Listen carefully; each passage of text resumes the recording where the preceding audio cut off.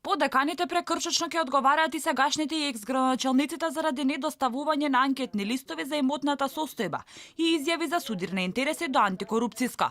И покрај повиците на Државната комисија за спречување на корупција, сепак 18 актуелни, но и поранешни градоначалници не ја исполниле законската обврска за доставување на потребната документација, па ќе треба да платат казна од 200 до 400 евра. 6 градоначалници не доставиле анкетни листови, а тоа се првите луѓе на општините Рачиново, Врапчиште, Гостивар, Охрид, Теарци и Сопишта, додека пак 7 не доставиле изјави за интереси.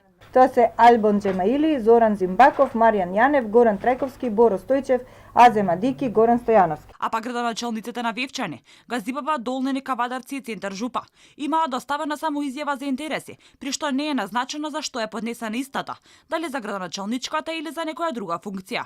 Од антикорупцијска денеска истакна дека ќе се врши проверка на иматот на претседателот Ѓорги Иванов, кому функцијата шеф на државата му истекува на 12 мај. Антикорупцијска ќе ја почне постапката по допрен глас. Ќе отвориме постапка за испитување на имотната состојба, за преиспитување на имотната проверка. Добро. Проверка на имотната состојба на претседателот, што ни дозволуваат нашите членови 82 и 90 кои беа таму? 82 и 85. 92 и 85.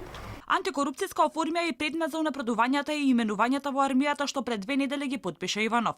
А спорното било во тоа што истите се потпишани во тек кога се распишани избори. Минатата седница од антикорупцијска истакнаа дека прекршочно ќе одговараат 30 декани од Универзитетот Кирил и Методи, Мајка Тереза и Гоце Делчев, заради недоставување на анкетни листови.